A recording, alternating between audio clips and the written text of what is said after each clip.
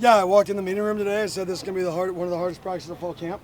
We're going to be out there, and we're going to work. You're going to be tired, and we're going to see who jumps off sides when you're tired. We're going to see who creates penalties when they're tired, and who loses their focus. Today, the defense definitely got the better hand of the offense. The defense had 3 and outs. Other than the first 2-minute drill to start the day, the defense won every other period.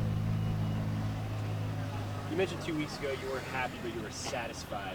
Where's that update now as you're less than 3.5 weeks out from the first week? Same. How disappointing is that, if at all, that the defense won over the offense? Obviously, you want both sides of the ball to be great, and you're more of an offensive mind. How do you stand with that? Oh, I want our defense to be great. Yeah. You know what I mean? Every day, sometimes you're going to come out, the offense plays great. Sometimes you're going to come out and the defense plays great. The key is if one side of the ball is consistently winning, then you have a problem. If you want to be a good team, it's going to be back and forth, back and forth, back and forth, back and forth, and it's going to be a dogfight because you make each other better, right? Today, the defense got the better end of the offense way too much. Offensive line getting tested by a lot of athleticism. How's that group look to you? Up and down. Today was their worst day up front by far, in my opinion.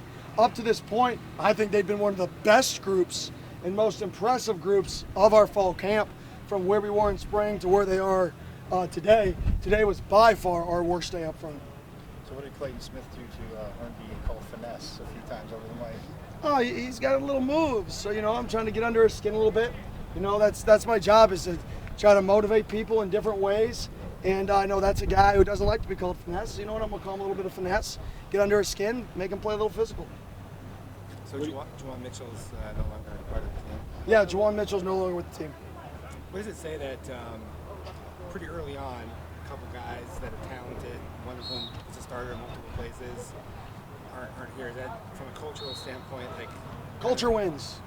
It's very, very simple. Culture wins. You're either going to practice how we practice, live how we live, be a good person, compete, say yes sir, say no sir, open doors for people, be genuinely a good person and do things right, or you're not.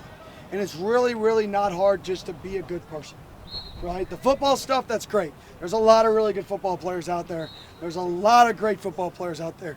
I want good people in this program to build a culture that we can be proud of. When I say we, I mean myself, our staff, the alumni, the Valley, and everybody that watches us play goes, man, that's somebody I'd let babysit my daughter, and that player plays his guts out. That player plays with passion. Watch that kid play the game. And that's what I want to see people say and hear people say about our football team, is how hard they play, how passionate they play, right, but how good of people they are. What have you taken away from the running back room so far? Yeah, I think we got a lot of backs. I think we're versatile. We got guys like Scat that'll run you over. We got guys like Tevin and Sip that'll juke and make people miss and show some explosiveness. We got guys like D. Brooks, who's that Scat category. So George Hart, who's kind of a mix of both. So we got a mix and match of guys in that room. I think we can keep them fresh throughout the season. What about the quarterbacks? What do you say? Yeah, Trenton had a good day today. I think it's been back and forth, back and forth. Drew's had some really, really good days the past few days. Trenton had a good day today. He made some really nice throws, really comfortable back there. And I think part of that is sometimes you know what group you're with.